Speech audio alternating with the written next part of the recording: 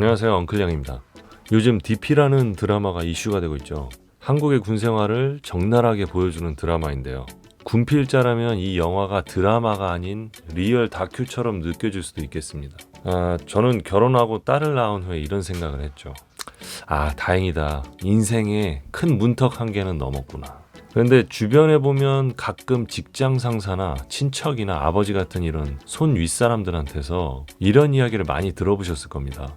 남자라면 반드시 군대를 다녀와야 한다. 군대를 다녀와야지만 사회에 쉽게 적응할 수 있고 사회생활을 잘할 수 있다. 군대에서 자살하는 애들은 사회 부적응자고 인내심이 없고 정신상태가 이상한 애들이다.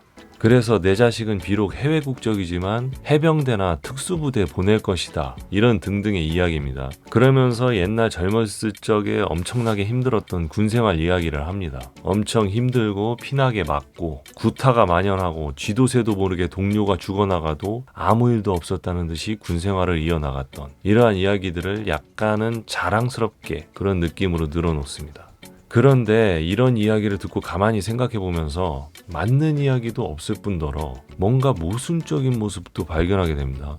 여러분 주변에도 현역을 가지 않고 공익으로 빠지게 된 지인들이 많이 있을 겁니다.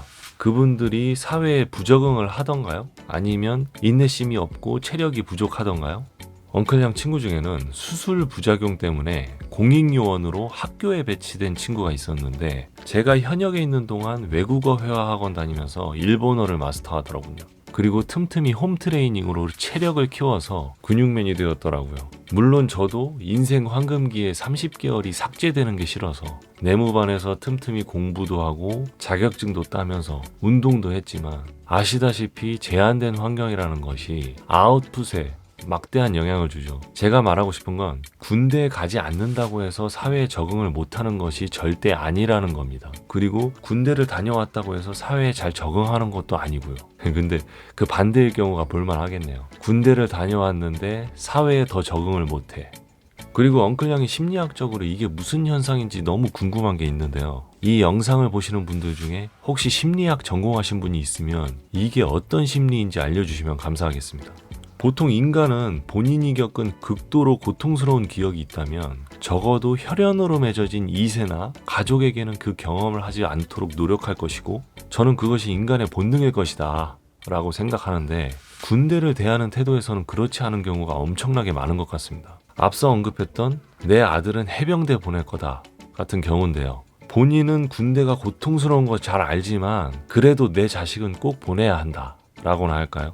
이 부분은 엉클양이 공감하려고 노력을 해도 잘 이해가 되지 않지만 이러한 심리가 혹시 사람은 엄하고 강하게 키워야 한다라는 교육에서 비롯된 것은 아닌지 궁금해집니다. 아니면 사회적 사상에 세뇌된 건지 아무튼 아시는 분은 이런 모순적인 심리를 분석해 주시면 감사하겠습니다.